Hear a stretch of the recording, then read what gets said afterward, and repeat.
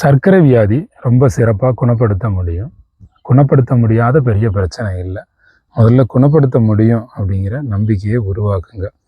எத்தனை ஆண்டுகள் சர்க்கரை வியாதி உங்களுக்கு இருந்தாலும் எளிமையாக குணப்படுத்தலாம். ஆவாரம்பூ டீ குடிக்க ஆரம்பிக்க போகிறீங்க. இந்த வீடியோவை முழுவதுமாக பார்த்து எழுதி வச்சுக்க போகிறீங்க.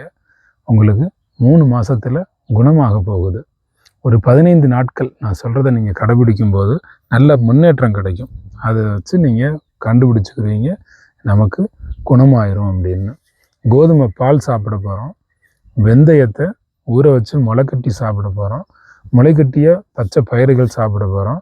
சில ஃப்ரூட்ஸ் ஒதுக்கிட்டு சில ஃப்ரூட்ஸை மட்டும் நாம் எடுக்க போகிறோம். வெஜிடபிள்ஸ் தேர்ந்தெடுத்து பயன்படுத்த போகிறோம். அவரைக்காய், கொத்தவரங்காய், பீன்ஸ், சௌச்சவ், நூக்கல், முள்ளங்கி, இது மாதிரியான நல்ல காய்கறிகளை பயன்படுத்த போகிறோம். குறிப்பாக வெண்டைக்காய், அவரைக்காய், கோவக்காய், இந்த 3 காய்களுமே சர்க்கரை வியாதிக்கு மருந்தாக செயல்படும். சிறப்பாக நீங்கள் குணமாகலாம். முழுவதுமாக எழுதி வச்சுக்கோங்க. காலை என்ன சாப்பிடணும், மதியம் என்ன சாப்பிடணும், இரவு என்ன சாப்பிடணும், எல்லாமே தெளிவாக சொல்லித்தரேன். மருந்து மாத்திரை எடுக்கக்கூடிய நபராக இருந்தால் அவங்க சாப்பிட்ட பிறகு மருந்துகளை இப்போதைக்கு ஆரம்ப காலத்தில் எடுங்க. சர்க்கரை வியாதி குணமாயிருச்சு அப்படின்னு கிட்டத்தட்ட ஒரு 3 மாதத்துக்கு ஒரு தடவை தைராய்டு, சர்க்கரை வியாதிக்கெலாம் அடிக்கடி செக் பண்ணுவீங்க. அடுத்த முறை செக் பண்ண போகும்போது மருத்துவர் சோதனை செஞ்சுட்டு முழுவதுமாக குணமாயிருச்சு, பரிபூரணமாக நல்லா இருக்கீங்க அப்படின்னு சொல்லுவார். மருத்துவர் சொன்ன பிறகு சந்தோஷமாக நீங்கள் எனர்ஜியாக சர்க்கரை வியாதி இல்லைன்னு மகிழ்ச்சியாக நீங்கள் இருக்கலாம். அந்த அற்புதத்தை உங்களுக்கு நம்ம நடத்த போகிறோம். 10 நாட்களுக்கு தொடர்ந்து காலையில் ஆவாரம்பூ ஒரு 5 பூ எடுத்து போட்டு 1 ஸ்பூன் சீரகம் எடுத்து போட்டு நல்லா கொதிக்க வச்சு வடிகட்டி, கொதிக்க வச்ச பிறகு வடிகட்டிடுங்க. வடிகட்டினோன்னு ஆற வைங்க. ஆற வச்சு ஒரு 20 மினிட்ஸ் அல்லது 10 மினிட்ஸ் ஆறுச்சுன்னா அது தானாகவே சூடு குறையும். தானாகவே சூடு குறைஞ்ச அந்த அமிர்தமாக இருக்கக்கூடிய உடம்பை தங்கமாக மாற்றக்கூடிய அற்புதமான பானம் ஆவாரம்பூ பானம். இதை நீங்கள் 10 நாட்களுக்கு தொடர்ச்சியாக எடுக்கணும். காலையில் 7 மணிக்கு இது கண்டினியூ பண்ணுங்கள். அடுத்த 10 நாட்களுக்கு நுனி கொழுந்து வேப்பிலை பறித்து அரைச்சி ஒரு 50 மில்லி அளவுக்கு சாறு எடுத்துக்கோங்க. அடுத்த ஒரு 10 நாளைக்கு கீழா நெல்லி இலை எடுத்து அந்த இலை, வேறு, தண்டு எல்லாத்தையும் எடுத்து அரைச்சி அது ஒரு 10 நாட்களுக்கு எடுத்துக்கோங்க. இதுபோல் ஒரு 10 நாள், 15 நாள், 20 நாள்னு பிரித்து நம்ம செய்யணும். இப்போ 10 நாட்களுக்கு நான் உங்களுக்கு சொல்லியிருக்கேன். அடுத்த 10 நாட்கள் க்ரீன் டீ எடுங்க. அடுத்த ஒரு 10 நாட்கள் வெந்தயத்தை ஊற வச்சு அந்த தண்ணியை குடிங்க. வெந்தயத்தை முளைக்கட்டி அதுக்கப்புறம் நீங்கள் வெந்தயத்தை இரவு நேரம் ஊற வச்சுருங்க. ஊற வச்சுட்டு காலையில் எந்திரிச்சு அந்த வெந்தய தண்ணியை குடிச்சிருங்க. அதுக்கப்புறம் அந்த வெந்தயத்தை முளைக்கட்டி வைங்க. மறுநாள் காலையில் நாம் முளைக்கட்டிய வெந்தயம் சாப்பிட்டுக்கலாம். ரொம்ப நல்லாயிருக்கும். அதுக்கடுத்து ஒரு 10 நாளைக்கு ரொம்ப சிறப்பான முறையில் நேசித்து நீங்கள் ஒரு நல்ல திரிக்கடுகம் பொடி வாங்கி அந்த பொடியை தண்ணியில் போட்டு கொதிக்க வச்சு வடிகட்டி குடிங்க. இது ஒரு 10 நாட்கள் செய்யுங்க. இப்போ இதில் ஏதாவது ஒன்று, இப்போ கீழாநெல்லியோ அல்லது வேறு ஏதோ ஒரு பொருளோ இப்போ நான் சொல்கிறதுல ஏதாவது ஒன்று கிடைக்கல அப்படின்னா அது நீங்கள் தவிர்க்கிறதுன்னா தவிர்த்துக்கலாம். எல்லாத்தையும் தவிர்த்துடாதீங்க. ஏதாவது 1, 2 கிடைக்கல அப்படின்னா, இப்போ கீழாநெல்லாம் சில பேருக்கு பச்சையாக கிடைக்கிறது கொஞ்சம் ரிஸ்க்காக இருக்கும். வேப்பையில் கூட கிடைச்சிடும். கீழாநெல்லியில் கிடைக்கிறது கொஞ்சம் ரிஸ்க்காக இருக்கும். அடுத்த 10 நாட்களுக்கு வெண்டைக்காய் வாங்கி பொடி பொடியாக வெட்டி இரவு நேரம் ஊற வைங்க. காலையில் எந்திரிச்சு அந்த தண்ணியை குடிச்சிருங்க. அடுத்து ஒரு 10 நாளைக்கு பன்னீர் பூன்னு ஒன்று இருக்குது. நாட்டு மருந்து கடையில் கேளுங்க. அந்த பன்னீர் பூ எடுத்து ஒரு 10 பீஸ் அல்லது 5 பீஸ் எடுத்து தண்ணியில் ஊற போட்டு தூங்கிடுங்க. காலையில் எழுந்திரிச்சு அதை அப்படியே தண்ணியோடு கரைச்சி அப்படியே குடிச்சிருங்க. ரொம்ப நல்லது. அடுத்த 10 நாட்களுக்கு மாதுளம்பழம் தோல் எடுத்து நல்லா சின்னதாக பிச்சு எடுத்துடணும். மாதுளம்பழத்தோல் இரவு நேரம் ஒரு 3 மாதுளைக்கான தோட்கள், அந்த மாதுளை முத்துக்களை வேறு யார்ட்டையும் கொடுத்து சாப்பிட சொல்லிடுங்க. இரவு நேரம் மாதுளை தோலை எடுத்து நல்லா சின்னதாக பிச்சுட்டு தண்ணியில் போட்டு ஊற வச்சிடணும். ஒரு 1/2 லிட்டர் தண்ணியில் ஊற வச்சிடணும்.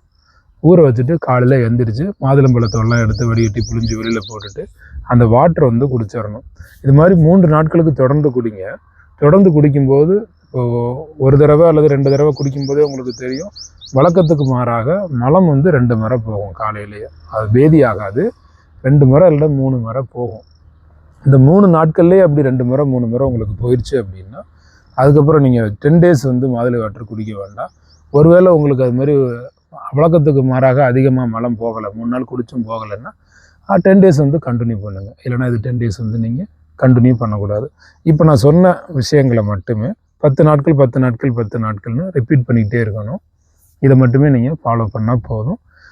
இது வந்து ரொம்ப சிறப்பான ஒரு முறை. காலையில் 7 மணிக்கு செய்ய வேண்டியது. அடுத்து காலையில் 8 மணிக்கு நீங்கள் செய்ய வேண்டியது, சேலட்ஸ் வந்து நீங்கள் சாப்பிடணும். நல்ல இயற்கையான உணவுகள், உயிருள்ள உணவுகள் சாப்பிடணும்.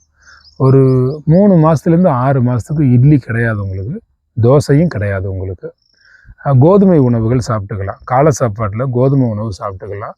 தக்காளி பொங்கல், புதினா பொங்கல் இதெல்லாம் நீங்கள் சாப்பிட்லாம். பழைய சாதம் வேண்டாம்.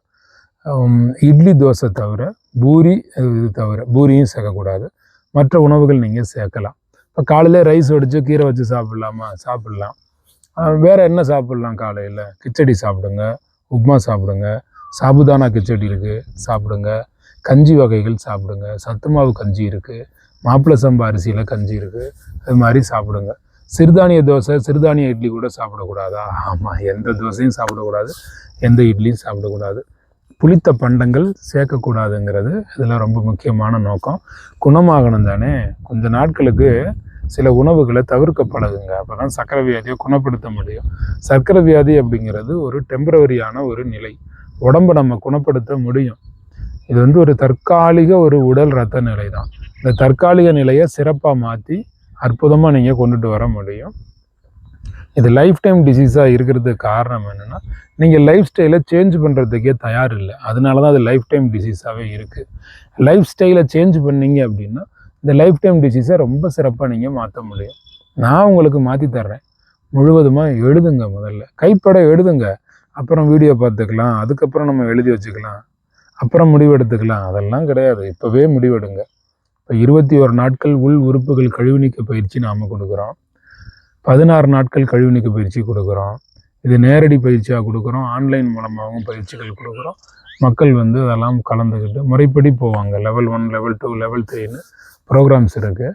இப்போ இந்த வீடியோ பார்த்துட்டு உங்களால் ஃபாலோ பண்ண முடியலை அப்படின்னா, அல்லது ஃபாலோ பண்ணி ஒரு சரியான ஒரு முழுமையான ரிசல்ட்டுக்கு உங்களால் போக முடியலை அப்படின்னா, அப்போ உங்களுக்கு கைடு வேணும். அதாவது என்னுடைய நேரடி ஆலோசனைகள் உங்களுக்கு தேவை அப்படின்னு அர்த்தம். ஏன்னா சர்க்கரை வியாதி எல்லாருக்கும் ஒரே மாதிரி கிடையாது. இப்போ ஒரு பேருந்து ஓட்டுநர் இருக்காருன்னா அவருக்கு தகுந்தது அவருடைய சர்க்கரை வியாதி வேறு. உட்காந்தே வேலை செய்யக்கூடிய ஐடியில் வேலை செய்கிறவருக்கு வர்ற சர்க்கரை வியாதி வேறு. ஒரு ஆசிரியருக்கு வர்ற சர்க்கரை வியாதி வேறு. வியாதி ஒன்று தான், சர்க்கரை வியாதி தான். ஆனால் ஒரு பணி செய்யக்கூடியவங்களுக்கும் டிஃபர் ஆகும். நைட் ஷிஃப்ட் பார்க்குறவருக்கு சர்க்கரை வியாதி வந்துச்சுன்னா அது வேறு மாதிரி ஹேண்டில் பண்ணணும். இப்போ நான் சொல்கிறது ஒரு ஜென்ரலைஸ் சிஸ்டம் நான் சொல்லிக்கிட்டு இருக்கேன். ஒரு பொதுவான டயட் சிஸ்டம், ஒரு பொதுவான டயட் முறைகளை நான் உங்களுக்கு சொல்லிக்கிட்டு இருக்கேன். இது உங்களுக்கு சூட்டபிள் ஆயிடுச்சு, நீங்கள் சக்ஸஸ் பண்ணிட்டீங்கன்னா சந்தோஷம், இறைவனுக்கு நன்றி. உங்களுக்கு குணமாயிருச்சு, ரொம்ப மகிழ்ச்சி, சந்தோஷம். ஒருவேளை குணமாகல தாமதமானாலோ அல்லது குணமாகிறது தடைப்பட்டாலோ நீங்கள் பயிற்சிகளில் ஜாயின் பண்ணுங்கள். லெவல் 1, லெவல் 2, லெவல் 3ன்னு. லெவல் 1 கழிவு நீக்க பயிற்சி, லெவல் 2 வந்து உங்களோட மைண்டை எனர்ஜி பண்ணக்கூடிய மைண்டு கிளாஸ் ரொம்ப அற்புதமாக ஆன்லைன் மூலமாக நடக்கும். 3rd 1 உங்களுடைய உடல் உறுப்புகள் ஒவ்வொன்றையும் பார்த்து சரி செஞ்சு சீரமைச்சு எப்படி நீங்கள் குணப்படுத்திக்கிறது அப்படிங்கிற குணப்படுத்தக்கூடிய டயட் உங்களுக்கு கிடைக்கும். அந்த டயட் வந்து உங்களுக்கு டைரெக்டாக உங்களோட கம்யூனிகேட் பண்ணக்கூடிய, உங்களோட நேரடியாக பேசக்கூடிய வாய்ப்பு உங்களுக்கு கிடைக்கும். நான் உங்ககிட்ட பேசுவேன், அப்சர்வேஷன் எடுப்பேன், உங்களுக்கு தகுந்த உணவு முறைகளை கொடுப்பேன்.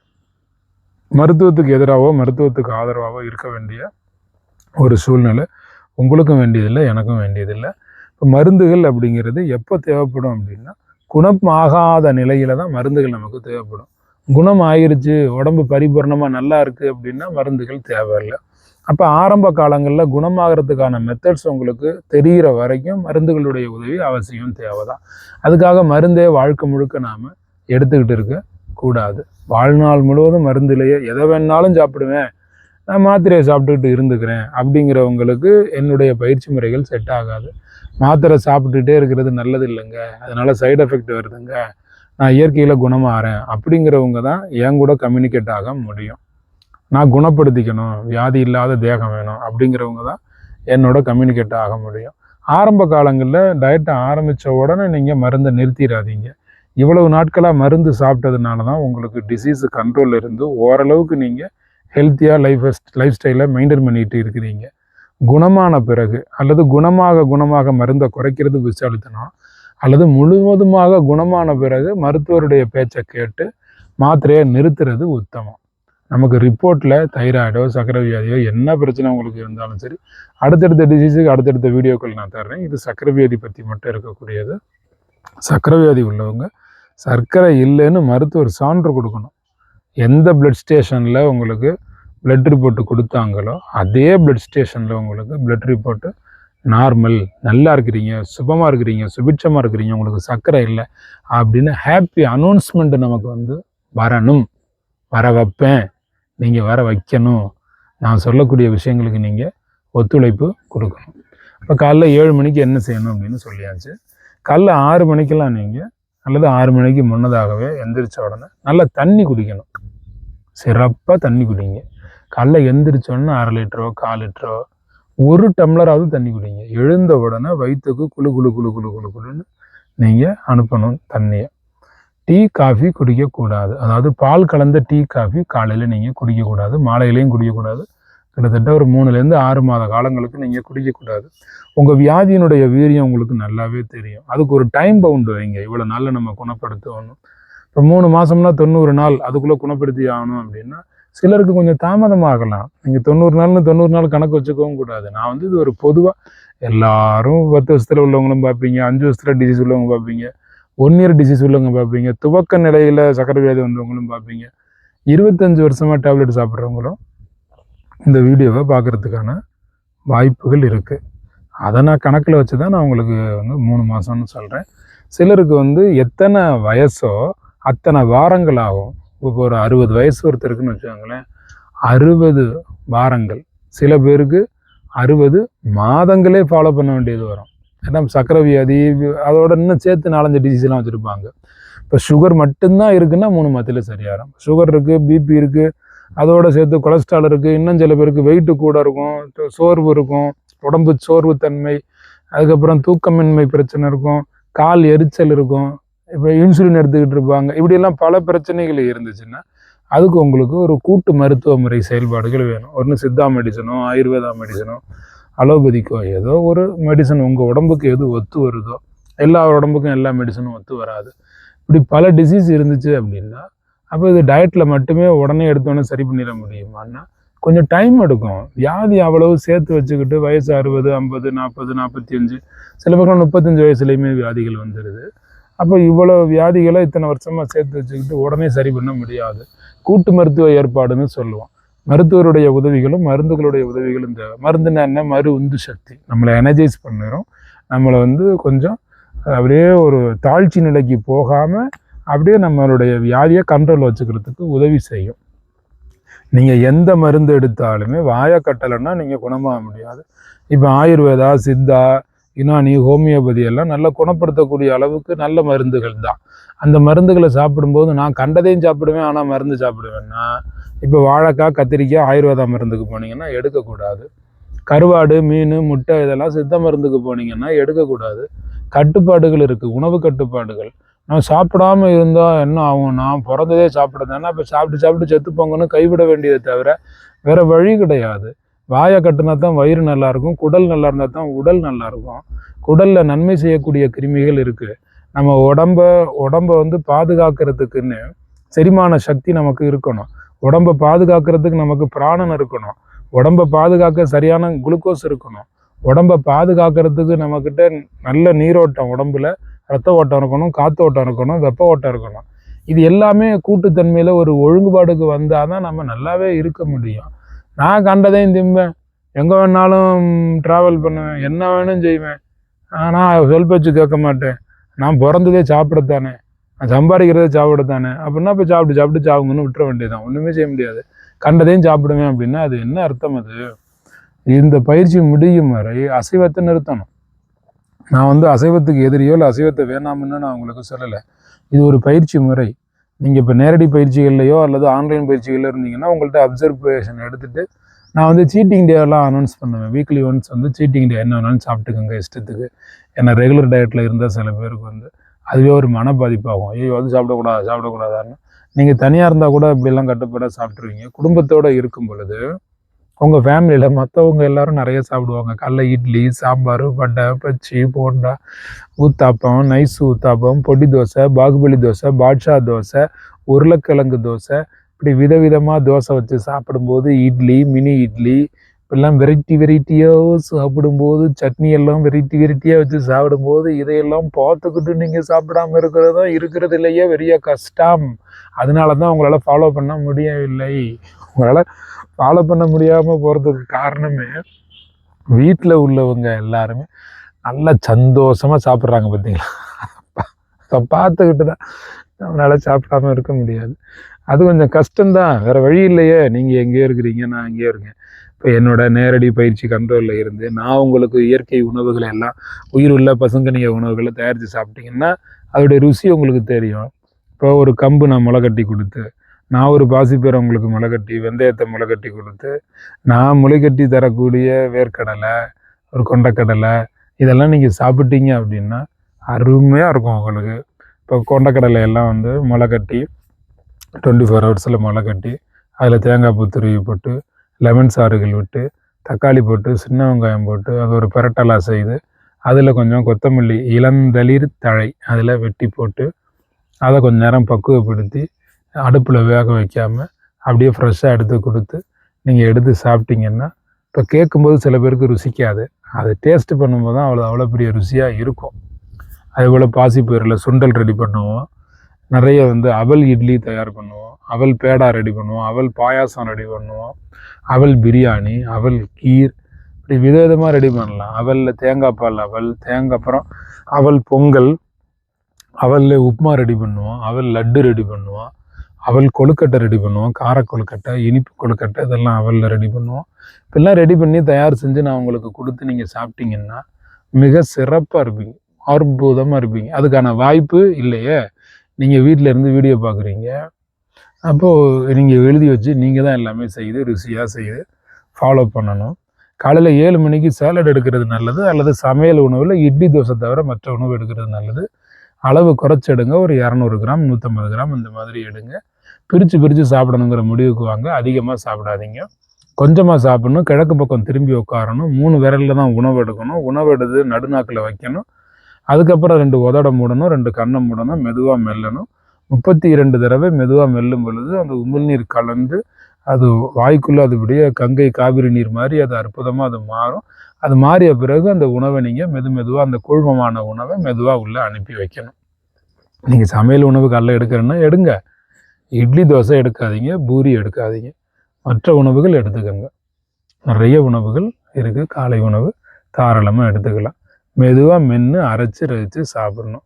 இந்த டயட்டு முடிகிற வரைக்கும் உருளைக்கிழங்கு வேண்டாம், கத்திரிக்காய் வேண்டாம், வாழைக்காய் வேண்டாம், அசைவம் எந்த ரூபத்திலையுமே வேண்டாம். அதுக்கப்புறம் வேறு எதுவும் உணவுகள் உங்களுக்கு ஒத்து வரலன்னு உங்களுக்கு தெரிஞ்சால் அதுபோல் உணவுகளை நீங்கள் தவிர்க்கிறது நல்லது. இப்போ நான் சில உணவுகள் தவிர்க்க சொல்லிட்டேன். நீங்கள் அது ரொம்ப நல்லா சேர்க்க வேண்டிய உணவு எதுனா கொய்யாக்காய். அடிக்கடி வந்து இரவு நேரத்தில் கொய்யாக்காயை பெப்பர் தூவி நீங்கள் சாப்பிட்லாம், இந்துப்பு கூட லேசாக தூவி சாப்பிட்லாம். அதே போல் மதியத்தை பொறுத்த வரைக்கும் அவரைக்காய் பொரியல், கொத்தவரங்காய் பொரியல், கோவக்காய் பொரியல், வெண்டைக்காய் பொரியல், இது மாற்றி வந்துச்சுன்னா ரொம்ப நல்லது. இப்போ மதிய உணவு வந்து நம்ம 1 மணிலேருந்து 3 மணிக்குள்ளே சாப்பிட்ணும். ஆரம்ப காலங்களில் உங்களுக்கு பசி இந்த டைமுக்கெல்லாம் இல்லை அப்படின்னா ஒரு 10 days நான் சொல்கிறத டைமுக்கு சாப்பிட ஆரம்பிங்க. அதுக்கப்புறம் ஆட்டோமேட்டிக்காக உங்களுக்கு பசிக்க ஆரம்பிச்சிடும். நீட்டாக பசிக்கும், சூப்பராக பசிக்கும், அற்புதமாக பசிக்கும், அதிசிறப்பாக அந்த டைமுக்கு பசிக்க ஆரம்பிச்சிடும். காலை சாப்பாடு நீங்கள் ஸ்கிப் பண்ணவே கூடாது. காலை சாப்பாடு நிச்சயமாக நீங்கள் சாப்பிட்டே ஆகணும். சில பேர் காலையில் 9 மணி 10 மணி அந்த மாதிரிலாம் சாப்பிட்றீங்க, அதனாலேயே சர்க்கரை வியாதி டெவலப் ஆகிட்டு தான் இருக்கும். சர்க்கரை வியாதி தீராது. காலைல 8 மணிக்கெல்லாம் சாப்பிடணும், விரைவாக சாப்பிட வேண்டும். இப்போ காலையில் ஆப்பிள் மாதுளை சாப்பிட்லாம். சர்க்கரை வியாதி உள்ளவங்க சாப்பிட்லாமா? உங்களுக்கு ஏற்புடையதாக ஒத்து வந்தால் சாப்பிட்லாம். காலையிலேயே நீங்கள் 8 மணிக்கு பேரிக்காய் சாப்பிட்லாம். வேறு எந்த உணவுமே எடுக்காமல் பேரிக்காய் சாப்பிட்லாம். இதெல்லாம் எழுதி வச்சுக்கோங்க, காலைல என்னென்ன சாப்பிட்லாம், என்னென்ன சாப்பிட்டா சீக்கிரமாக குணமாகும்னு. பேரிக்காய் சாப்பிட்லாம், கொய்யாக்காய் சாப்பிட்லாம். இப்போ இது வந்து ரொம்ப மெயினான ஒரு விஷயம் சர்க்கரை வியாதிக்கு. வேறு என்னென்ன பழங்கள் உங்களுக்கு ஒத்து வருதோ அது சாப்பிட்லாம். வாழைப்பழம் சில பேருக்கு ஒத்து வராது, பலாப்பழம் சில பேருக்கு ஒத்து வராது, சப்போட்டா சில பேருக்கு ஒத்து வராது. அதுக்கப்புறம் சிட்ரிக் ஆசிட் ஃப்ரூட்ஸு சில பேருக்கு ஒத்து வராது. உங்களுக்கு எது ஒத்து வரலையோ அந்த பழங்களை நிப்பாட்டிடுங்க. பப்பாளி நான் நிறைய பேரை பார்த்துருக்கேன், பாதி பேருக்கு நல்லாயிருக்கு, பாதி பேர் அதை எடுத்து அவங்களுக்கு வந்து சுகர் வந்து இன்னும் சூட்டப்பாகிற மாதிரி உண்டாகுது. அதனால் உங்களுக்கு ஏற்புடைய பழங்களை நீங்கள் காலை உணவாக நிச்சயமாக பழங்கள் சர்க்கரை வியாதி உள்ளவங்க சாப்பிடலாம். ஏற்புடையதாக இருக்க வேண்டும், உங்களுக்கு நம்பிக்கை இருக்க வேண்டும். ஒரு 2-3 பழங்களை எடுத்து பாருங்கள், ட்ரையல் அண்ட் எரர் மெத்தடில் கண்டுபிடிங்க உங்களுக்கு ஒத்து வருதா ஒத்து வரலையான்னு. ஒத்து வரலனா விட்டுருங்க, இப்போ என்ன சாப்பிட்டு பார்க்குறோம், இல்லைன்னா விட்டுற வேண்டியதுதான். இது நீங்கள் ரெகுலராக கடைப்பிடிக்கணும். அதுக்காக நான் விரிவாக இந்த விஷயத்தை சொல்லிக்கிட்டு இருக்கேன். இந்த வீடியோ எவ்வளவு நேரம் ஆகுதுங்கிறது எனக்கு கணக்கு கிடையாது. அது 20 நிமிஷமும் ஆகலாம், 1 மணி நேரமும் ஆகலாம், எவ்வளோ நேரம் வேணாலும் ஆகலாம். வீடியோ எவ்வளோ நேரங்கிறது எனக்கு கணக்கு இல்லை. ஷார்ட்டாக சொல்லுங்கள், சீக்கிரம் சொல்லுங்கள். இப்போ என்ன இவ்வளோ காலமாக இருக்கிற சர்க்கரை வியாதியை குணப்படுத்துறதுக்கு நான் எல்லா மெனுவும் சொல்லி முடித்து உங்களுக்கு பக்குவங்களை சொல்லி கொடுக்கணும் அப்படின்னா அதுக்கு டைம் வச்செல்லாம் நான் பேச முடியாது. பாருங்கள், உங்களை குணப்படுத்தணும், உங்களுக்கு குணமாகுதா இல்லையாங்கிறதான் முக்கியம். நான் சரியான டயட்டு முறையை உங்களுக்கு சொல்லி முடிச்சிருக்கேனா அப்படிங்கிறதான் முக்கியம். அதனால் நிதானமாக கேட்டு எல்லாத்தையுமே நீங்கள் எழுதி வச்சுக்கோங்க. அதிகமான அற்புதங்கள் உங்களுக்கு நடந்தே தீரும். ஆக சிறப்பான வெற்றிகள் என்பது உங்களுக்கு உருவாகியே தீரும்.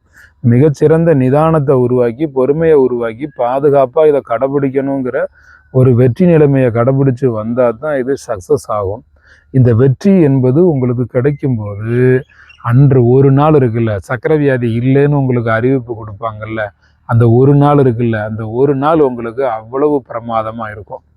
மதிய நேரத்தை பொறுத்த வரைக்கும் மதியம் 1 மணிலேருந்து 3 மணி வரைக்கும் நீங்கள் ஒரு 10 நாட்களுக்கு தொடர்ச்சியாக முருங்கைக்கீரை வந்து குழம்பு வச்சு, முருங்கைக்கீரையை நீங்கள் வந்து சூப்பு மாதிரியோ சாம்பார் மாதிரியோ வச்சு நீங்கள் சாப்பிட ஆரம்பிங்க. முருங்கைக்கீரை வந்து கொஞ்சம் நல்லாவே சாப்பிடுங்க, நல்லா வேக வச்சு சாப்பிட்லாம். ரைஸ் எடுத்துக்கலாமா அப்படின்னா இது வரைக்கும் நீங்கள் எப்படி ரைஸ் எடுத்துக்குவீங்களோ அந்த மாதிரி எடுத்துக்கோங்க. அதில் எதுவும் பெரிய சேஞ்சு கொண்டு வர வேண்டியதில்லை. சிவப்பு அரிசிகள், மாப்பிள்ளை சம்பா, அதுபோல் பாரம்பரிய அரிசிகள் அல்லது கைக்குத்தல் அரிசிகள் அது மாதிரிலாம் எடுக்கக்கூடிய பழக்கம் உங்களுக்கு இருந்தாலும் எடுத்துக்கலாம். ரைஸு குறைவாக எடுத்துக்கோங்க. 10 நாட்களுக்கு தொடர்ந்து சிவப்பு பொன்னாங்கண்ணி, 10 நாட்களுக்கு தொடர்ச்சியாக முருங்கைக்கீரை, இது நீங்கள் சாப்பிடணும். இது தொடர்ச்சியாக எடுக்கணும். நான் வந்து 10 நாட்கள் 5 நாட்களும் சொல்லிகிட்டே இருக்கேன். எப்போ எதை எடுக்கலான்னு முன்ன பின்ன வரிசை வச்சு நீங்கள் ஃபாலோ பண்ணுங்கள். பயிற்சிகளுக்கு வந்தீங்கன்னா நாங்களே உங்களுக்கு டேட்டு போட்டு கொடுத்துருவோம், அந்த டேட்டில் இதெல்லாம் சாப்பிடணும் அப்படின்னு. நீங்கள் சில பேர் யூடியூப் வீடியோ மட்டும் பார்த்துட்டு அப்படியே அமைதியாக நீங்களே ஃபாலோ பண்ணலாம் அப்படிங்கிற மனநிலைமையில் சில பேர் இருக்கீங்க. இப்போ அவங்களுக்கும் பயனுள்ள வகையில் இருக்கணுமே அப்படின்னு தான் நான் அந்த வீடியோவை தர்றேன். சர்க்கரை வியாதிக்கு நிறைய பேட்டர்னில் நான் வீடியோஸ் நிறைய கொடுத்துருக்கேன். இது வந்து நியூ பேட்டர்ன், புது பேட்டர்ன் இப்போ நம்ம உங்களுக்கு தர்றோம். ரொம்ப சிறப்பாக உங்கள் மேலே அக்கறை வச்சு கொடுக்குறோம். இப்போ 10 நாட்களுக்கு பொன்னாங்கண்ணி, அதுக்கப்புறம் 10 நாட்களுக்கு நீங்கள் இந்த மிளகு தக்காளின்னு ஒன்று இருக்குது, அது வந்து சுக்குட்டி கீரைன்னு சொல்லுவாங்க, மணத்தக்காளி கீரைன்னு சொல்லுவாங்க. மணத்தக்காளி கீரை 10 நாளைக்கு, பொன்னாங்கண்ணி கீரை 10 நாளைக்கு, முருங்கைக்கீரை 10 நாளைக்கு. இது 3 10 நாள். இது கண்டினியூவாக 10 நாள் கீரை கிடைக்கலன்னா என்ன செய்கிறது, அல்லது கண்டினியூவாக 10 நாள் சாப்பிட்டா போர் அடிக்கிற மாதிரி இருக்குமே அப்படின்னா ஒரு நாள் விட்டு ஒரு நாள் சாப்பிடுங்க. இப்போ இந்த 3 10 நாள் சொல்லிட்டேன்னா அவரைக்காய் ஒரு நாள் சாப்பிட்ணும். அவரைக்காய் பொரியல் வச்சு சாதம் வச்சு பொரியலும் அவரைக்காயும் சாப்பிடணும். அடுத்து கொத்தவரங்காய் பொரியல் வந்து சாப்பிடணும். கொத்தவரங்காய் பொரியல் வச்சு சாதம் வச்சு சாப்பிடணும். இது குழம்பெல்லாம் வைக்கக்கூடாது, பொரியல் தான். அடுத்து கோவக்காய் பொரியல் வச்சுக்கணும், அல்லது கோவக்காய் கூட்டு, அல்லது கொத்தவரங்காய் கூட்டு, அல்லது அவரைக்காய் கூட்டு, கூட்டு மாதிரி வச்சு நீங்கள் சாப்பிடணும். இது சாம்பார் வைக்கவா, ரசம் வைக்கவா, மோர் வைக்கவா, இந்த பேச்சே கிடையாதுங்க. மோனோ டயட் இதுக்கு பேர். ஒரு சாதம், ஒரு பொரியலோ அல்லது ஒரு கூட்டோ ஏதோ ஒன்று வச்சு நம்ம சாப்பிட்றோம்.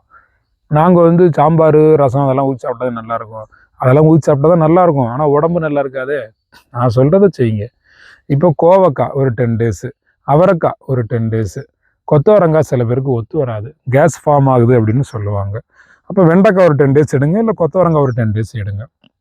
இப்போ இதில் எதையாவது ஒரு 5 டேஸ் 7 டேஸ்ன்னு குறைச்சிக்கலாமா அப்படின்னா ஆமாம், 5 டேஸ் 7 டேஸ்ன்னு நீங்கள் குறைச்சிக்கலாம். ஏதாவது ஒன்று நீங்கள் குறைக்கிறேன்னா குறைச்சிக்கலாம், ரெடியூஸ் பண்ணுறேன்னா ரெடியூஸ் பண்ணிக்கலாம். இப்போ நான் சொன்னதை நீங்கள் மாற்றி மாற்றி திரும்ப திரும்ப சாப்பிட்ணும். இது இல்லாமல் வேறு என்ன சாப்பிட்லாம்? வாழைத்தண்டு கிரேவி வச்சு சாப்பிட்லாம், இல்லை கூட்டு வச்சு சாப்பிட்லாம். வாழைப்பூ கூட்டு வச்சு சாப்பிட்லாம், அல்லது பொரியல் வச்சு இல்லை கிரேவியை வச்சுட்டு சாப்பிட்லாம். ரைஸு கொஞ்சமாக எடுங்க, மற்ற அளவுகளை வந்து அதிகப்படுத்திக்கங்க. இது மாதிரி நீங்கள் தொடர்ச்சியாக செய்கிறது அப்படிங்கிறது உங்களுக்கு பெரிய வெற்றியை கொடுக்கும். அற்புதங்கள் உங்கள் வாழ்க்கையில் நடக்கணும். ஆக சிறப்பான வெற்றி உங்களுக்கு கிடைக்கணும் அப்படின்னா நான் சொல்கிற மாதிரி தான் ஃபுட் பேட்டர்ன் நீங்கள் செட் பண்ணணும். இப்போ இந்த 3 மாதம் அந்த அல்லது 6 மாதம் நீங்கள் இப்போ இதெல்லாம் கடைப்பிடிக்கிறீங்க அப்படின்னா இடையில ஏதாவது ஒரு ஃபங்க்ஷன் வந்தால் நான் ஃபங்க்ஷனுக்கு போவேன் அங்கே போய் நான் சாப்பிடுவேனே, அப்போ நான் என்ன செய்கிறது அப்படின்னா, இப்போ வந்து நான் 55 நாள் இதை ஃபாலோ பண்ணி முடிச்சிட்டிங்க ரெகுலராக. 56வது நாள் நீங்கள் ஒரு ஃபங்க்ஷன் போய் அட்டன் பண்ணுறீங்கன்னா அட்டன் பண்ணுங்கள். அங்கே போய் மூக்கு முட்டை, வயிறு முட்டை எவ்வளவு வேணுமோ தின்னுங்க. நண்டு, மீன், கோழி, இறால் என்ன வேணும் தின்னுங்க. சாம்பார், இட்லி, கேசரி, பொங்கல், வடை, டீ, காஃபி கண்டதையும் அள்ளி போட்டு முழுங்கி தின்னுங்க. ஒன்றுமே பிரச்சனை இல்லை, எல்லாம் தின்னுங்க. டயட்டாக மறுநாள்லேருந்து நாள்லேருந்து ஸ்டார்ட் பண்ணிடுங்க. 55 நாளும் வேஸ்ட்டு. அப்படியே க்ளோஸ் பண்ணிவிட்டு திரும்ப டே 1 அப்படின்னு நீங்கள் ஸ்டார்ட் பண்ணிக்கங்க. அவ்வளோதான், வேறு ஒன்றும் இல்லை. நீங்கள் 90 நாள் ஃபாலோ பண்ணிவிட்டு 90வது நாள் டயட்டை பிரேக் பண்ணாலும் 90வது நாளில் முடிச்சுட்டு அப்புறம் திரும்ப நாள்னு ஆரம்பிங்க. அவ்வளோதான். அதனால் நீங்கள் எந்த ஃபங்க்ஷன் வேணாலும் போங்க, எங்கே வேணாலும் தின்னுங்க. சிக்கன், மட்டன் அள்ளி போட்டு எல்லாம் முழுங்க வேண்டியதானே. மதுரை மட்டன் கறி தோசை சாப்பிடுங்க. நீங்கள் எங்கே வேணும் போய் மட்டன் சாப்ஸ் வேணுமா, சிக்கன் சாப்ஸ் வேணுமா, கோலா உருண்டை வேணுமா, தந்தூரி சிக்கன் வேணுமா, கிரில் சிக்கன் வேணுமா, பாபிக்யூ தான் உங்களுக்கு பிடிக்குதா, என்ன வேணும் அள்ளி போட்டு முழுங்க வேண்டியதானே. மட்டன் கீமா வேணுமா, முட்டை கீமா வேணுமா, தந்தூரி பஞ்சாபி தாபா ஃபுட்டு தான் உங்களுக்கு பிடிச்சிருக்கா, சாப்பிடுங்க. Indian, south Indian, Chinese, Malaysian food எது வேணாலும் டேஸ்ட்டு பண்ணுங்கள். மண்டைக்கறி வேணாலும் சாப்பிடுங்க. மீன் மண்டை தான் வேணுமா, ஆட்டு தலை தான் வேணுமா, எதை வேணும் தின்னுட்டு போங்க. கோழி கழுத்து வேணுமா, கோழி கால் வேணுமா, லெக் பீஸ் தான் வேணுமா, இல்லை சிக்கன் விங்ஸ் எடுத்து லாலிபப் போட்டு சாப்பிட போகிறீங்களா, என்ன வேணும் தின்னுங்க. சாம்பார், புளிக்குழம்பு, மோர் குழம்பு என்ன வேணும் தின்னுங்க.